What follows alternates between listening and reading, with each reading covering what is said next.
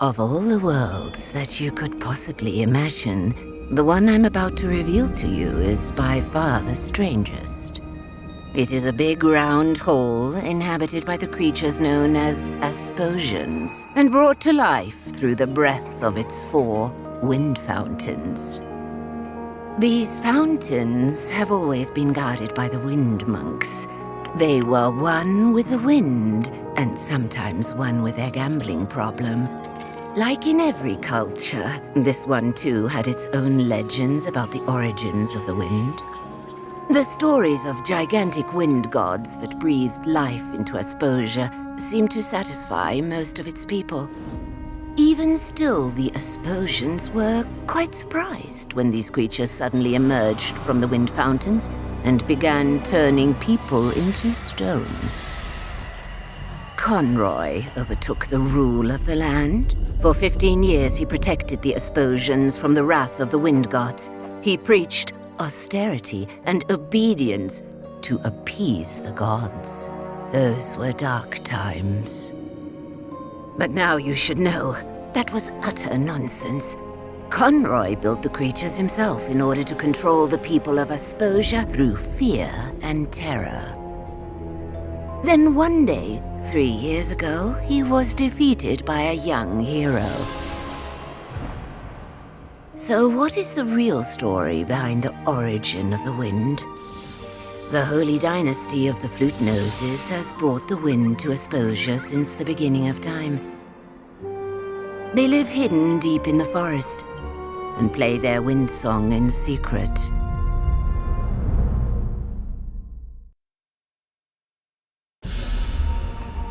Just look at him. Look into his devious eyes. Do you see what I see, brothers and sisters? I see a traitor, a murderer, a crime against nature. It was he and his kind, them with their noses, that summoned the Basilians here, whose evil gaze they used to turn innocent Asposians to stone. They murdered our Abbot Conroy in the most cowardly fashion. For years he'd been protecting us from the Basilians. Like a father putting his arms around us, he appeased the Basilians that they have summoned to attack us. My name is Seraphius Cedar Cantata, flautist of the 2nd rank. It has been my noble task to perform the wind song, and with it keep Asposia alive. The fountains flow because of our dynasty. We are but a tool of the wind. What did that flute nose say? Louder! Listen, please. You will all suffocate if we cannot play our song. Are you all complete idiots? Conroy was evil. Conroy was our savior. He has given his life for us in the fight against these heathens. But we will get him back, my dear brothers and sisters. And the first thing that our Abbot Conroy will see when he is finally free of his stone form is all the flute noses being thrown into the wind fountains, every last one of them! You're all going to kill yourselves. Don't you get it? Conroy built the Basilians himself.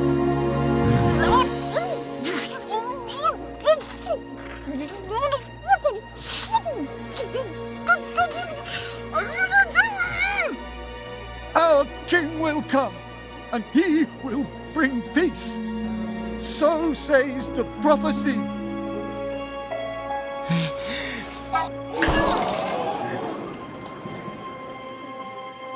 Did you all see that?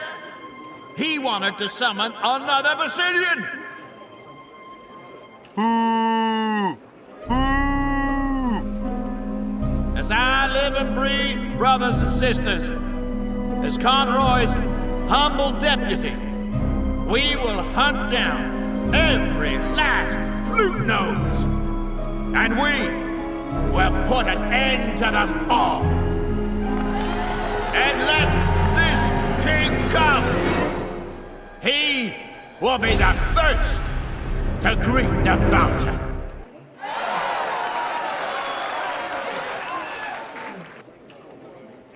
He is the king of Asposia.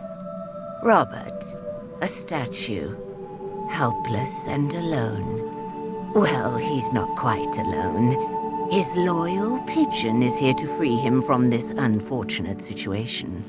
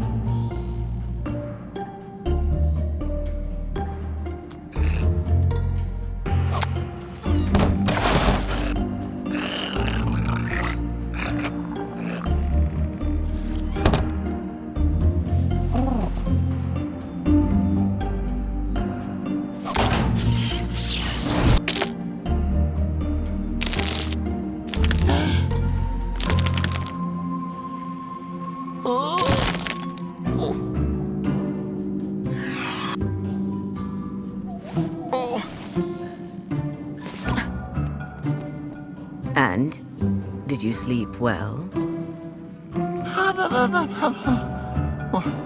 What? Where am I? Who am I? I can only remember running into the woods. Then I tripped over a basilian.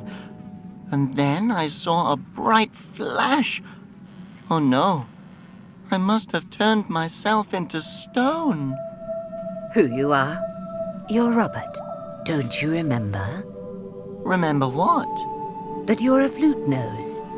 The son of the king, the heir to the throne. Sound familiar, child? Conroy kidnapped you 18 years ago when you were just a baby and turned all the flute noses into stone. You grew up with him, not knowing that your father was the king. Conroy. I thought... Oh, all right. What am I supposed to do with you, Robert? I take you in and raise you like a son, and this is the thanks I get? You're going to sit down and repaint that until it looks decent. And what's with all those flowers? What are you, a girl? Robert, my boy, listen. Perhaps I don't tell you often enough. But it's no wonder that your parents abandoned you. No one wanted you. And if I hadn't found you and taken you off the streets when you were a baby, you would be dead right now. But now you're here, for better or worse. Now come, play me my song.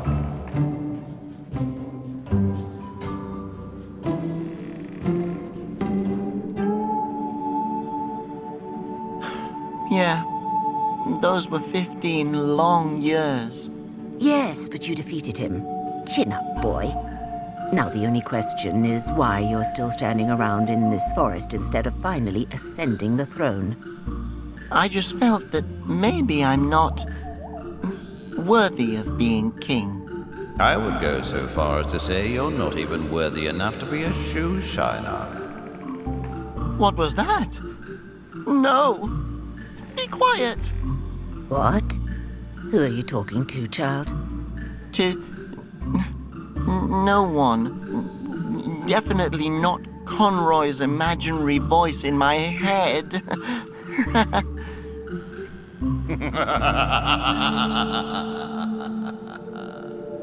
Now, stop daydreaming and pay attention. The flute noses are in danger. And you know that without you all, there will be no wind left either. No air to breathe. Oh, no! Exactly right, boy. But there's still hope. There is an ancient prophecy. The legend of harmony. All flute noses and all Asposians will once again live in peace and harmony with each other, and with the wind. But he who shall bring about this harmony is in hiding. You must find him. Take up the search for the last wind monk. Only then can Asposia be saved. Saved, saved, saved, saved. Wait, where am I supposed to look? All right. The last wind monk can be found on the other side of Asposia. Take the cable car from Wollington. That should get you there. The number 8 car, I believe, with one layover. But you should ask to be sure. Got it, thanks. You're completely alone, my boy. Stop it. You're a statue now. Leave me be. Never. I'm a part of you now. Concentrate, Robert. You have to save Asposia. You'll never succeed, and you know it.